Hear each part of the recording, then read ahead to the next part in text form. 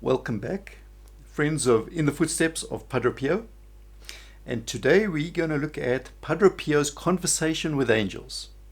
Padre Pio could actually speak with angels. Not like just you and I can speak with angels, but he could speak to them, and he could hear the angels, and he could see the angels. So we're going to go through today's talk, and you'll see how we come to this conclusion.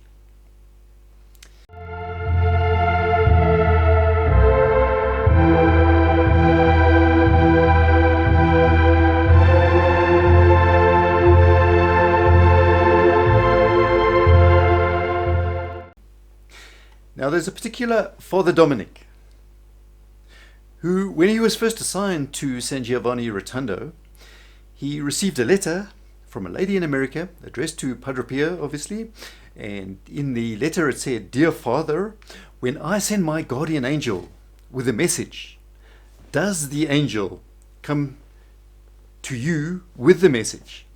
This is a question. Well, Father Dominic thought this was a practical joke. He thought it was a prank. And so as a joke, he actually presented the question to Padre Pio. What was Padre Pio's reaction? Well, he looked sternly at Father Dominic and said, "Tell her, her angel is not like her. Her angel is obedient. And Father Domenico, when she sends her guardian angel, I see that angel just like I see you." So he would see the spiritual world as we see the physical world.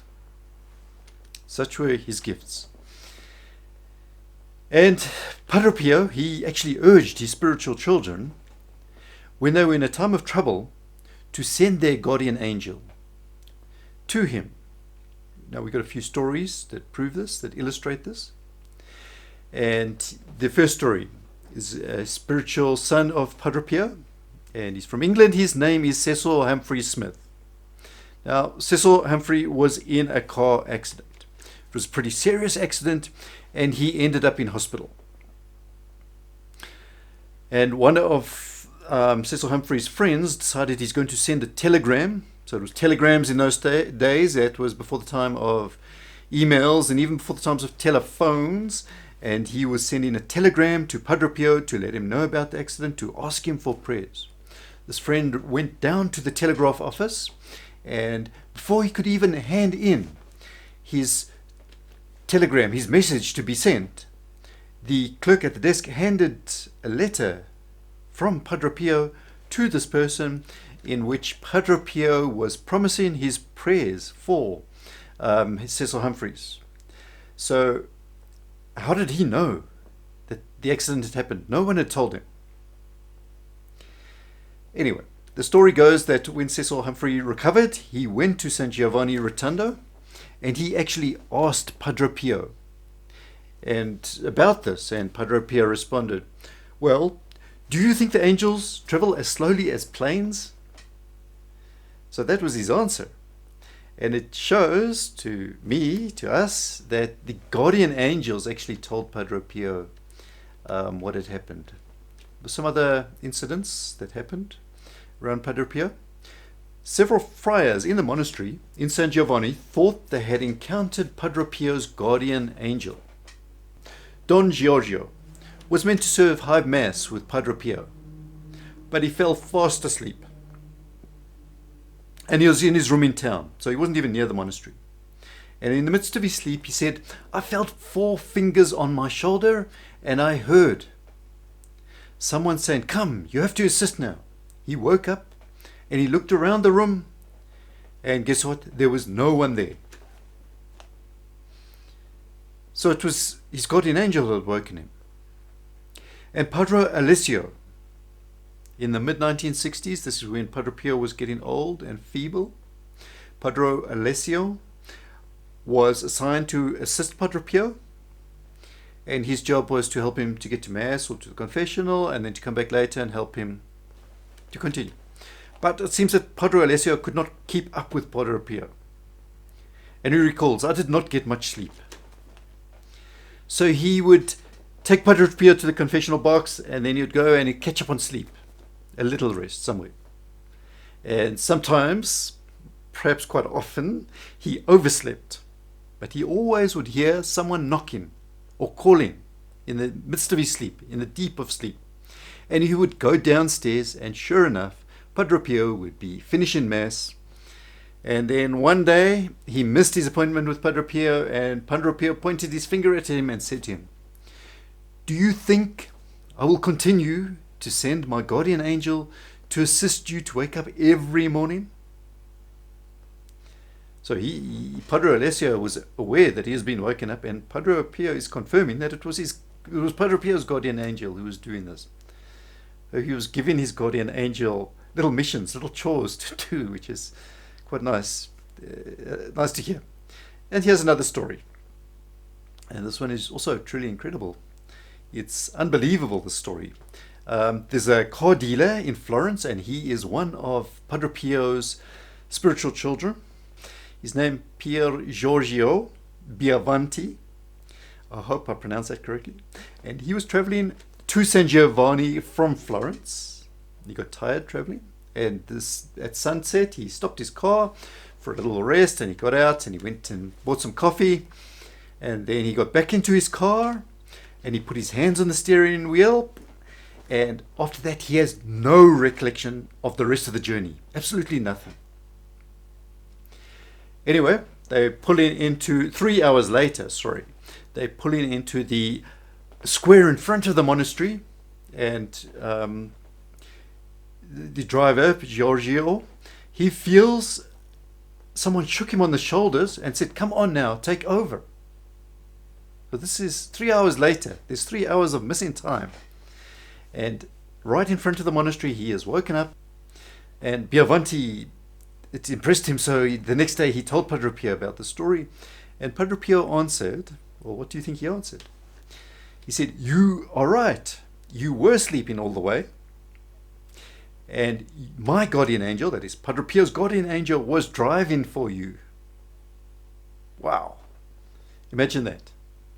Our next little story, Padre Alessio said, Padre Pio communicated not only with his guardian angel, but also with the guardian angel of others, of other people, of his spiritual children. And here's some examples to illustrate this. Once someone interrupted Padre Pio in prayer, and Padre Pio said to him, "Don't you see I'm very busy? Don't you see all these guardian angels coming and going backwards and forwards from my spiritual children, bringing messages from them?" And obviously he was giving messages back to the guardian angels, as we'll see in a moment.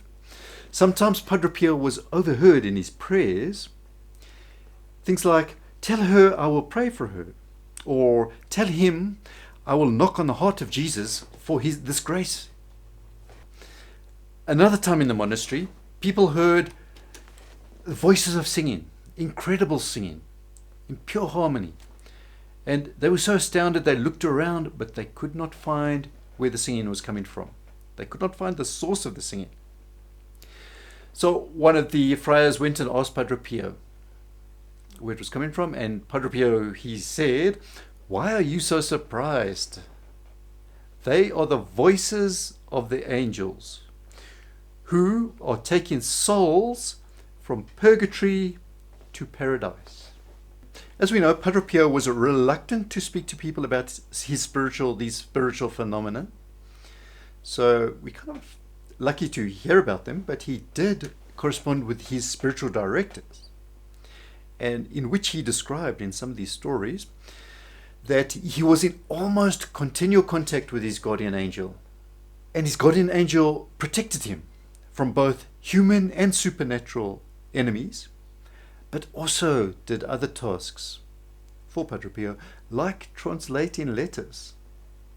That's quite useful. A letter comes in a foreign language, and the guardian angel would help him to understand the letter. If we can just recap what Padre Pio said about the guardian angels. Have great devotion to your guardian angel. How consoling to know that near us is a spirit who from cradle to grave does not leave us even for an instant. This heavenly spirit guides and protects us as a friend and as a brother. But it is extremely consoling to know this angel prays without ceasing for us, and he offers to God all our good actions, all our thoughts, all our desires, if they are pure. Padre Pio says, do not forget this invisible companion who's always present, always ready to listen, and even more, ready to console us. Always keep him present in your mind's eye.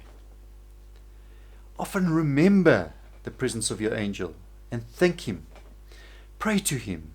Keep him good company. Open yourself up to him and confide your sufferings. Have a constant fear of offending his pure gaze, that is the pure gaze of the angel.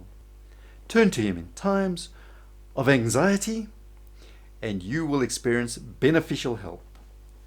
Never say you are alone. Never say you have nobody to whom you can open up and confide.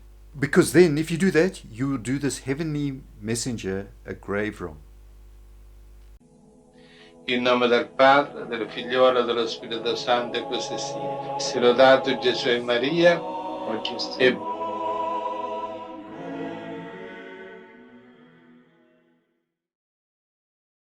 Please click on the subscribe button below to subscribe to our channel, to become a member of our channel. And if you click, there's a thumbs up there, click the like button. That will help us, encourage us to make more videos, better videos. And also there's another one there, click on the bell. And the bell, if you click on the bell, then you will receive my reminders of future talks that we give.